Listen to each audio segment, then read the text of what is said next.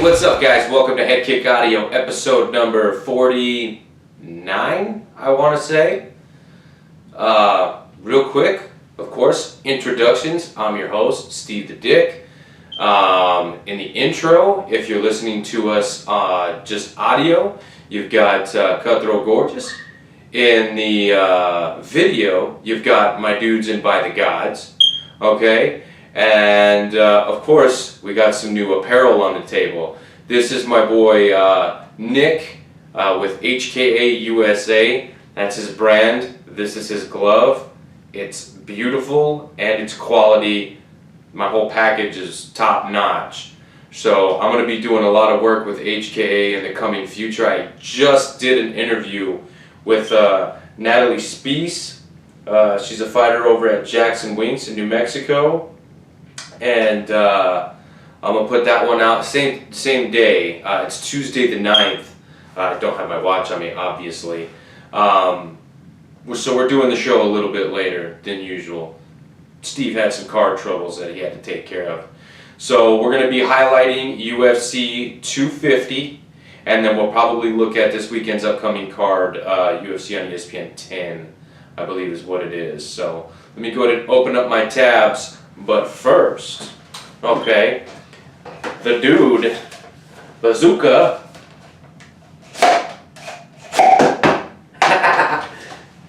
him and the team, they got a win. So that was for Dennis. He trains with Aljamain Sterling and all those crazy bastards out there. So I had to do that for my boy. All right, Dennis Bazooka. Ring of Combat featherweight champion. Dude was putting in work the whole camp with Aljo. Let me put that back down.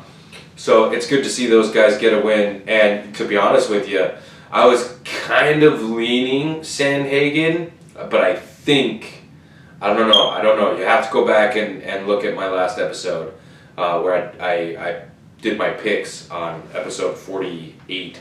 And I might have gone Sandhagen, but god damn it, it was so close. Okay, so a lot of these fights were a lot of fun. So we'll recap 250, we'll look into the future, and then of course, you know, there's Fight Island, there's, I don't really like to get into the news a whole lot because I'm so busy with just recapping cards. Sorry, I got a notification. But, you know, it's John Jones, Masvidal, and even that the Sugar all of them voicing their opinions and you know, whatever towards the UFC about fighter pay. Mostly it's for them, you know what I mean? They just, they want to be paid more, and that I can understand. I do think, MMA athletes are just stupidly underpaid. You know what I mean? Stupidly underpaid. You can have an NFL career for 20 plus years, right? Some of them rarely do that. Okay, so that's not a good comparison. You can tell I don't watch a whole lot of football. But anyways, it doesn't fucking matter. Other sports you can have long, illustrious careers, but those guys are also making millions and millions and millions. You know what I mean? Our guys are making thousands. Tens of thousands. The high-paid ones, hundreds of thousands. That's it. Okay, and these guys put their... You guys know what they put their bodies through. If you're watching this show, and it's not your first time hearing anything about MMA, you already know the gripe. So I'm not even going to fucking continue. Let's look at UFC 250, shall we? It was headlined by the women's GOAT, and I'll have an opinion about that too. Just the term. Okay, not disputing the fact that Amanda Nunes is the best woman fighter current. Okay, from the beginning of time to current, Amanda Nunes is the best there ever is or was, right? Yeah, if you have any doubts in that, just go on UFC Fight Pass and go watch her fights. Guaranteed, she's the best. Okay, the only one that even comes close is Valentina Shevchenko. And right now she's fucking doing her thing at flyweight. So, Amanda Nunes taking on Felicia Spencer to... she was defending her featherweight title. Okay, she's a dual champion, and she's defended her bantamweight title. Now she's defending her featherweight title. She is the fucking man. The whoa man. Anyway, let's not even get into that. Let's just go ahead and work our way from the bottom to the top. This was a great card, okay? The UFC cards, even this one, which was just a little top heavy, you know what I mean? The rest of the fighters on the pay-per-view, most of them were noteworthy, but not, like, you wouldn't think pay-per-view, right? So, anyways, let's not even worry about that. Let's just get to the fucking results. Herbert Burns, Gilbert Burns' younger brother, got a win over Evan Dunham in the first 2 minutes. He sucked in a rear naked choke and then injured his foot. I think he injured his foot on the fence during the fight. So he gets a rear naked choke real early in round one. Evan Dunham coming off retirement. He just, he wanted to challenge. He wanted to get back at it, see what he got. I'd like to see him come back again. Maybe not against a specialist. Not saying that Herbert only can... He's very well-rounded, but, I mean, the dude's fucking on the ground, just, you know what I mean? Devin Clark defeated Alonzo Menefield via unanimous decision, 30-27 and 29-28 on your other two scorecards. 30-27, don't know about that. The first round I did give to Alonzo Menefield. The other two rounds, I think it was just volume that got him the nod. I really think it was volume, because anytime Menefield would touch him, you could tell. You know what I mean? And Clark touched Menefield a couple times, so he actually knows what it's like to be punched. Because I don't think I've seen him get punched. I'd have to go back and look, but I don't... Not good punches. He hasn't taken a solid sock to the jaw, you know what I'm saying? This is solid socks going on. Weird way to put that, I know, but fuck it. I'm gonna let it roll. Alex Perez defeating Jussier Formiga via leg kicks. Yes, and less than a round to do it. 4:06 at the time on this website. Badass. Okay, first of all, leg kick TKOs are fucking some of my favorites. Okay, and the flyweight division, those are my favorites. I think it's my favorite division, guys. I mean, I don't know. I think maybe it's because I'm a flyweight trapped in a heavyweight's body. I swear to God, a flyweight trapped in... Yeah, because I'm fat as fuck, right? But goddamn, I love me some flyweights. One of these days. But yeah, Jussier Formiga, like, that's a tough dude, and to put him out with leg kicks, man, that's pretty serious shit right there. Alex Perez looked absolutely amazing. Really. Like, super fucking badass. Maki Pitolo defeated Charles Byrd, sent him into retirement. Charles Byrd put out a post on social media saying that he's retiring from the sport of MMA. I don't know, man. I think if you're ready to go, go. You know what I mean? You are in charge when it comes to that. You know what I mean? I think I may have even called for Tyron Woodley's retirement, maybe. I don't know. Did I do that last episode? Did I? I don't know. Anyways, Maki Pitolo defeating Charles Byrd via TKO round number 2. He threw like a fucking 11 punch combination, it looked like, leading up to the finish. Like, I think he just, those body punches were accumulating, and it was a thing of beauty. Very, very good to see Maki Pitolo up at middleweight, as a matter of fact. I think he used to make welterweight. Crazy. Cody Stamann defeated Brian Kelleher via unanimous decision. My heart goes out to the Stamann family. Dude had his brother pass away shortly before the fight, and dude went through with the fight. You don't even know, I don't even know, like, that's some tough shit. And like, everybody, like, you're not human if you weren't crying during like this whole fight and the post-fight interviews, and anytime they said Stamann, you were crying. If you weren't, you don't have emotions, and you should get that checked out. But yeah, no, it was super cool to see him get the win, and he looked great. He looked absolutely amazing against Brian Keller, who's a fucking G. Okay, the dude's a gangster. He just fought last month. Seriously. Last month, during a pandemic, this is already his second fight. And his second fight at featherweight, which both these guys at featherweight didn't look outsized. So that was a very fun fight, and kudos to Stamann. And again, condolences from HeadKick Audio. Ian Heinisch, who also is going to be making a quick turnaround. He's going to be fighting Brendan Allen I don't have it in front of me, but he's going to be fighting Brendan Allen, and I'm fucking stoked for that fight. Because LFA middleweights that go on to the UFC are just my fucking favorites. I don't even care if they held the title or not. I just fucking love them. They're all super cool dudes, and most of them are fucking monsters. Okay, one monster just ran into another one.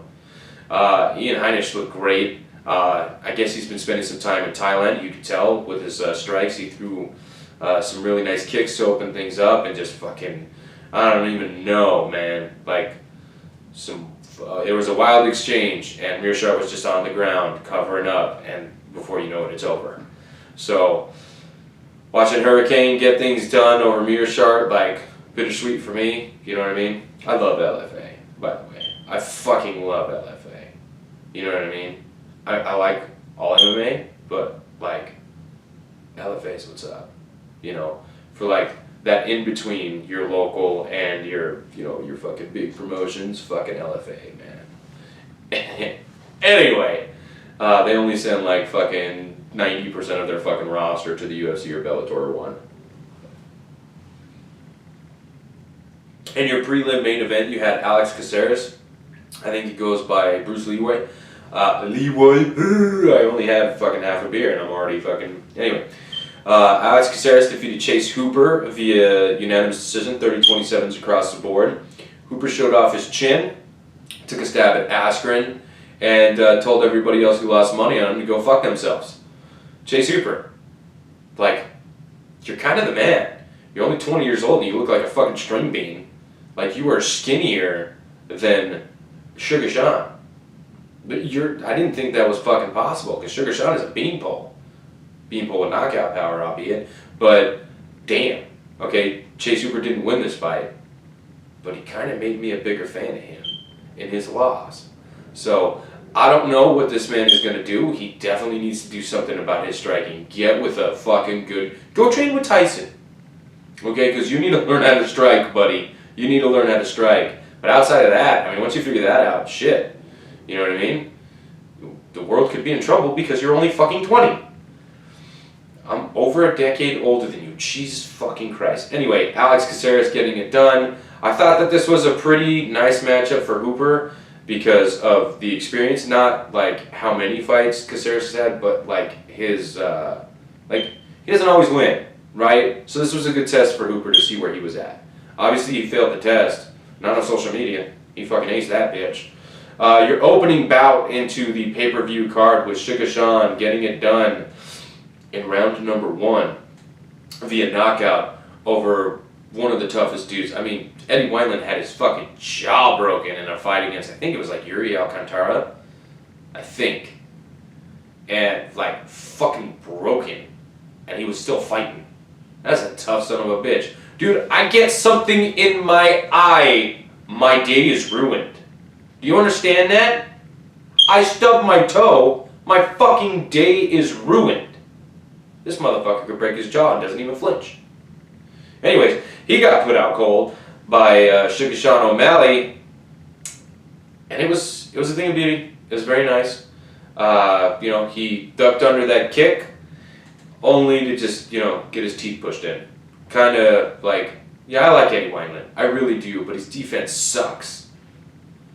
I only say that because it sucked against Sugar Sean. That was like a clean, straight right. And boom. But he's got a chin, you know what I'm saying? Like, your defense can suck if you've got an amazing chin, and usually Eddie Wineland's got a great chin. It just got, you know, it just got checked, okay? It just got checked.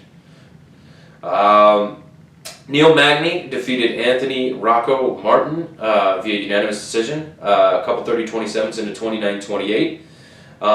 Close fight. Close fight. This was actually the fight that I complained about in our little group with Rhino, Steve, Dave, Juice, Cyrus, sorry, and there's another dude in there, but he doesn't really like say a whole much. Anyway, like, I was actually complaining, like, hey man, did that fight suck or was it just me? No, it's just me. It's just me. It's a pretty decent fight. Like, I think it just got spoiled. Fucking Sugar Show got me all fucking pumped up. I'm not like a huge fan of the guy, but, you know, when you fucking knock somebody out like that, like, fuck, come on, man. What are you going to do? Anyway, in the feature bout, I've been trying to remember what this bout is called, okay? The third one from the top. It's the fucking feature bout, you moron. In the feature bout, Aljamain Sterling defeated Corey Sandhagen via rear naked choke. That was hence the bazooka, right? Shout out to Dennis Bazooka, Ring of Combat featherweight champ. I don't know if I said that already, but I'm gonna fucking say it again because I don't care. Don't care. Aljamain Sterling defeats Corey Sandhagen, rear naked choke, round 1. Sting of beauty, man. Aljo, son of a gun. I think this dude takes Peter Yan down. It's over. I think this dude takes Jose Aldo down. It's over. I think this dude takes anybody down. Like, it's over. I don't think that there's anybody in the bantamweight division that Aljamain Sterling could not submit. That's a bold statement, isn't it? But damn, Corey Sandhagen is, I mean, he's a legit dude. And fucking Sterling made it look easy. Absolutely easy. I would love to see Aljamain Sterling get another crack at Marlon Moraes. I think that would be a very interesting fight now that Aljo's developed his striking a whole lot more. And we're not going to see him dabbing, you know what I'm saying? I don't know if I did that right. Let me know in the comments, I guess. But you'll get the reference if you follow MMA, I guess. Yeah, I think I say a little bit too much. Aljo, like, dude should be fighting for the belt, not Jose Aldo.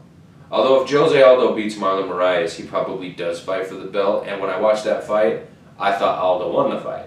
So, you know what I mean? It's kind of one of those things. Cody Garbrandt defeats Rafael Assunção via KO at 4 minutes and 59 seconds of the second fucking round with a fucking haymaker from the hip, bro. Like, he had the fucking fence and then boom! Knocked him the fuck out. I've never seen Assunção get his clock cleaned that well.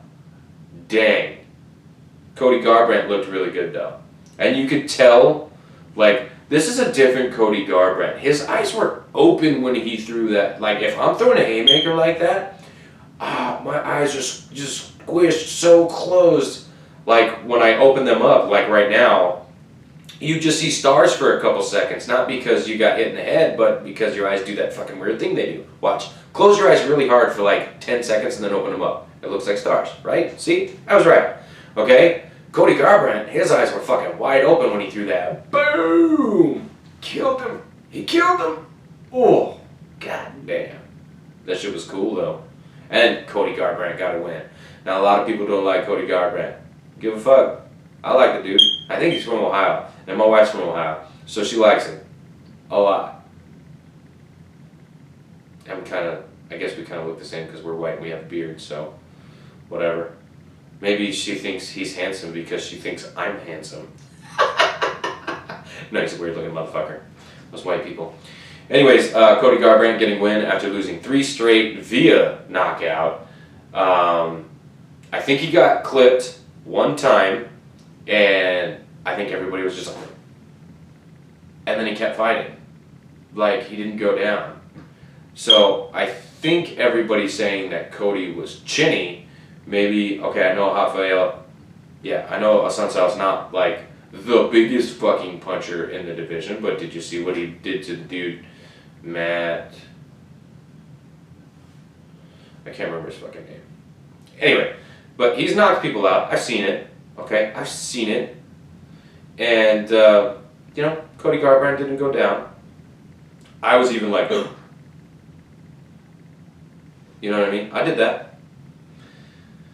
But now he's got to win over a number 5 ranked opponent, right? So he's probably going to be close to the top 5. Where he goes from there, I don't know. I think there's a lot of possibilities. But hey, Moraes, Cruz, I think either 2 of those would work for me. I'd love to see the Cruz rematch. I'm also a big fan of Dominic Cruz. Even though, like, a lot of people don't like him. Sometimes it's because his commentary is over-technical, and he's very opinionated. Amanda Nunes defeats Felicia Spencer via unanimous decision, 50-44 times 2 and 50-45. No 10-8 rounds. Weird, right? Weird, because it was completely fucking dominant. Amanda Nunes, whoa, where's my phone? Did you hear it? Amanda Nunes, or Nunes, however you like to pronounce it, it's okay, tomato, tomato. She's like the scariest fucking fighter. I would even be terrified to fight her. Now I'm not saying that because I'm a fucking bad and she's a girl. No, I'm saying she just fucking smiles the whole time while she fucking beats you up.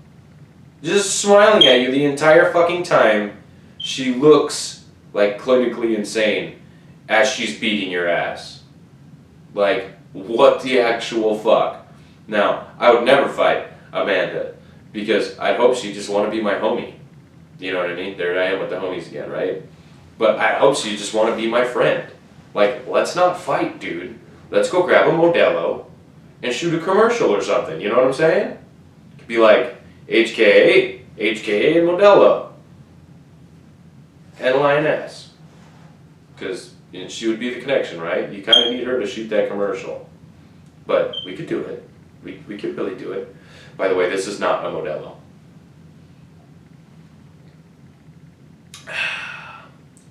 It's just a beer. Anyways, I really can't say enough good things about Amanda. Like, she's just, I don't think she's done or said or like been anything I didn't like. And the fact that she's not more popular, like, it's weird. I mean, I get it. She's a girl. She's not, attractive in a, like, I don't want to say normal sense, but like in a typical, like what the promotions like to push, right? They like to push pretty chicks that are, I don't even know what the fucking word is, right? But Amanda Nunes, she's not that, right? And I guarantee you she doesn't give a fuck. But like, she's cool shit, man. You watch the Embedded? We watched the Embedded, me and my wife and the kids. And Marv's just sitting there like, man, she's so nice. She's just so fucking nice. You wouldn't think that she would fucking just beat the ever-living shit out of you. You wouldn't think it, but it happens. Alright, so real quick, I'm going to get off Amanda's nuts here for a second. I'm going to go and let's look at the card this weekend, right? Ooh, excuse me. That was for all the people that are listening. I mean, I did that for you. I hope you know that. I blew it that way so you wouldn't have to smell it or taste it. Where'd it go? Okay, here we go. UFC on ESPN 10, I versus Calvillo. Now this fight is headlined between Calvillo, who I think she either moved up to 125 one fight ago, or this is her 125 debut, because I think she was trying to run at 115, but had some like weight issues maybe. I don't remember. It's been so long since I've seen her compete. I have no fucking idea. And Jessica I is undefeated at flyweight unless she's fighting Shevchenko, where she got knocked out via head kick. Yeah, it was like one of the best highlights ever, and I was a part of it. And I was a part of it. No, I wasn't. Jessica I was. Sorry. I know that sounds bad. Your co-headliner is Carl Robertson versus Marvin Vettori. This is a fight that I think, if this is the same fight, because a lot of shit has happened this year.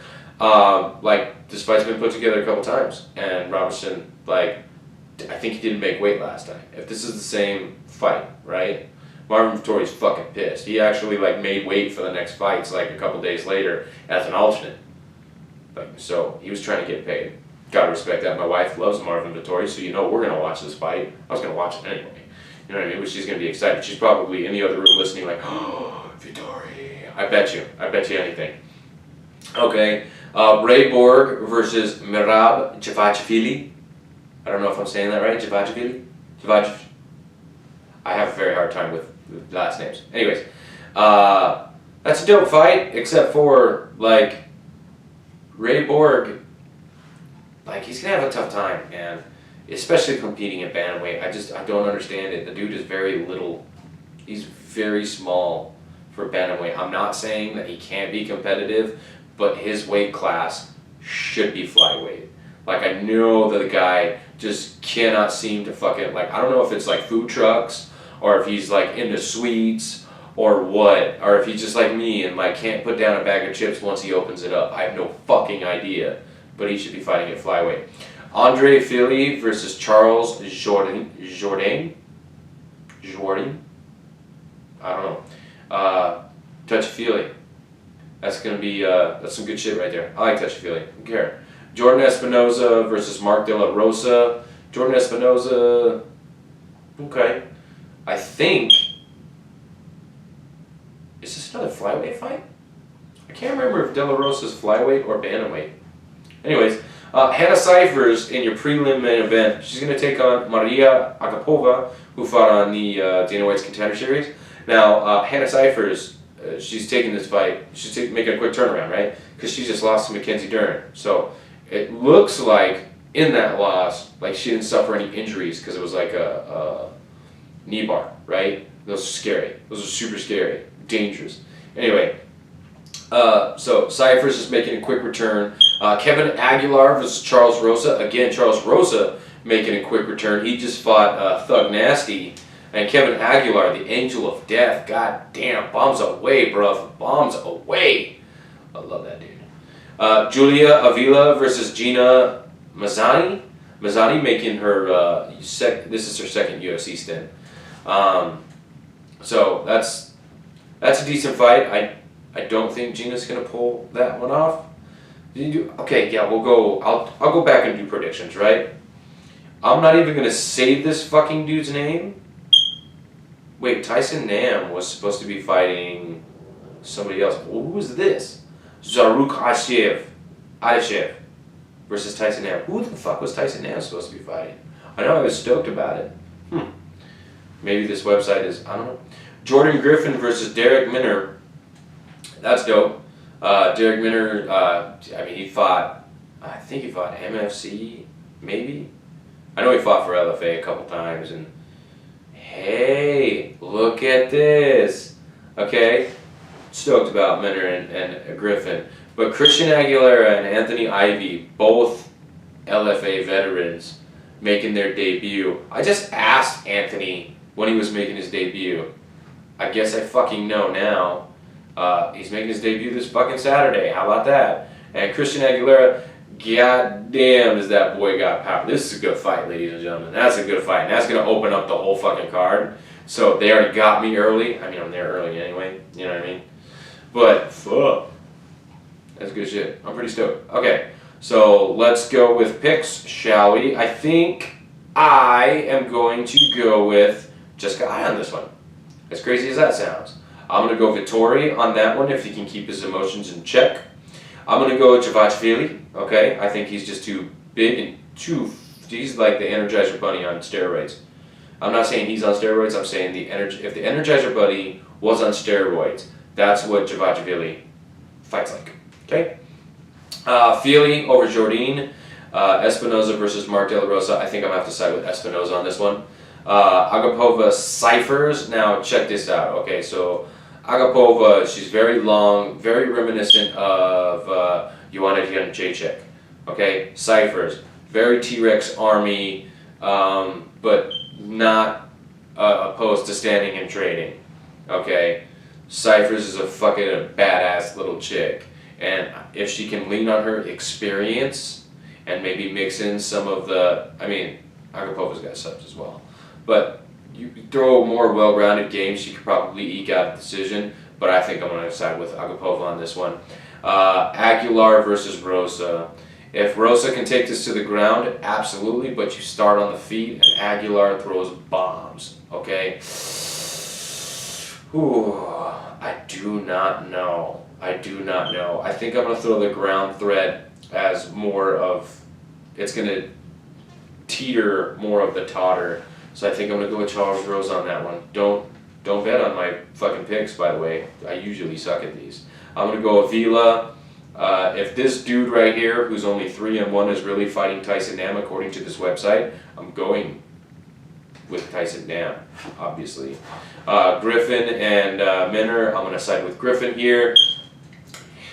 And athleticism versus power.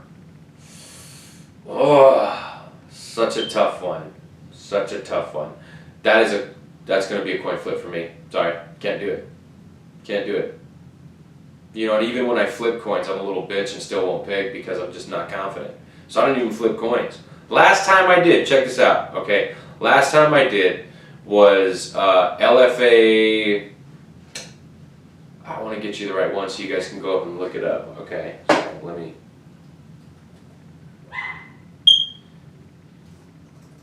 Here we go.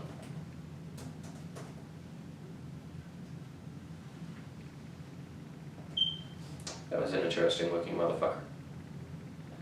Okay, so first of all, this is one of like the OG homies. Adrian Nunes. Okay? It was when he fought Kyle Estrada and took a split decision at LFA 78. Okay? So if you can find that on Fight Pass, like go do it. Go watch that fucking fight. I mean, you should watch the whole card, because let's just be real. Like, that whole card was pretty good.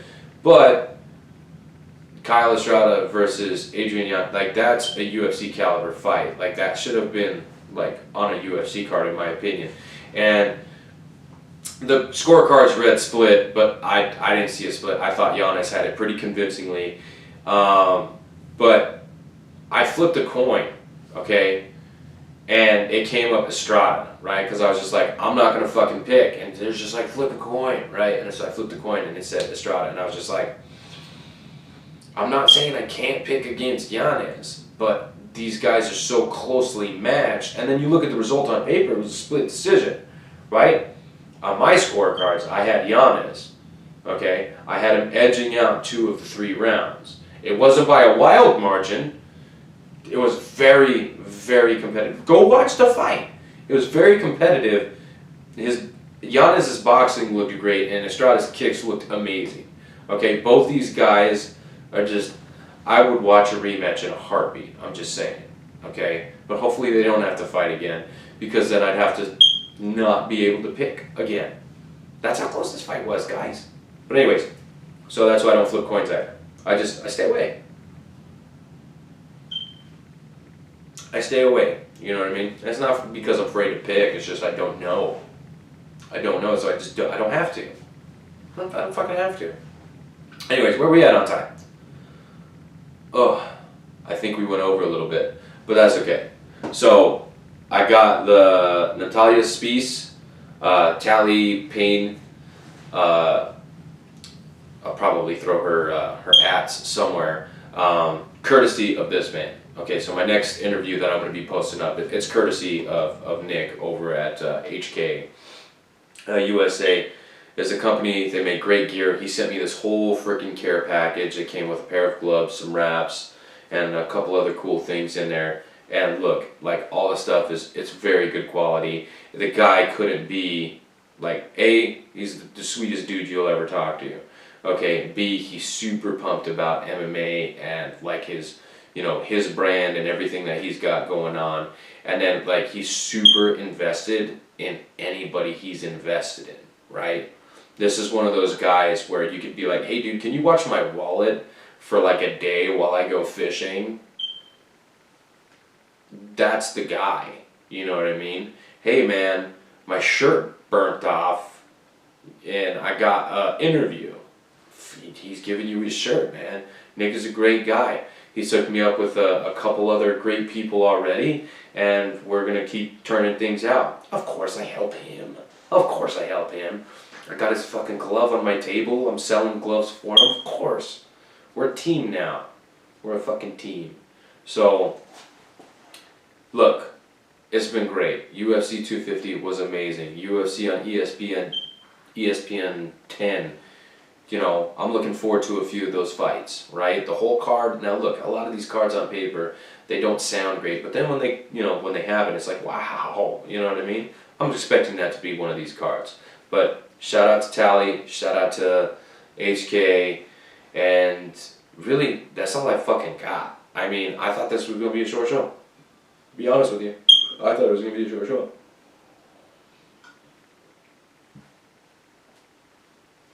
So again, shout out to the intro, the theme bands, Cutthroat Gorgeous and By the Gods. Cutthroat Gorgeous, they got a show, a CD release.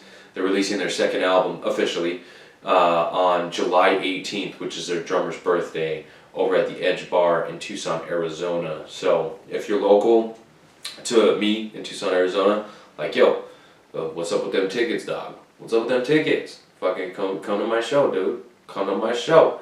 But until next time,